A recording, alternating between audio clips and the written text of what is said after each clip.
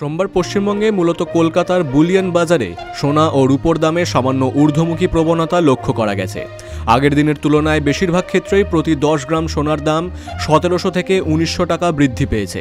মূলত আন্তর্জাতিক বাজারের অস্থিরতা এবং উৎসব বা বিয়ের মরশুমের চাহিদা এই দাম বৃদ্ধির প্রধান কারণ।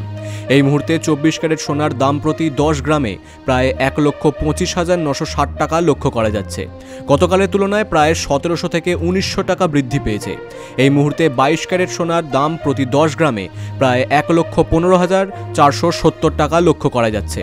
গতকালের তুলনায় প্রায় 1700 থেকে 1750 টাকা বৃদ্ধি পেয়েছে। এই দামে জিএসটি, টিসিএস এবং মেকিং চার্জ যুক্ত করা হয়নি। গহনা কেনার সময় চূড়ান্ত দাম আরও বেশি হতে পারে। সোনার পাশাপাশি রূপোর দামও আজ কিছুটা বেড়েছে। 1 কিলোগ্রাম রূপোর দাম আজ প্রায় 1,76,000 থেকে 1,77,000 টাকা। গতকালের তুলনায় প্রতি কেজিতে প্রায় 3,000 থেকে 4,000 টাকা বৃদ্ধি পেয়েছে। গতকালে খুচরো রূপোর দাম প্রতি কেজিতে প্রায় 1,72,000 টাকা ছিল। আজ সোনা ও রূপো উভয় ধাতুতেই তেজি ভাব বজায় রয়েছে।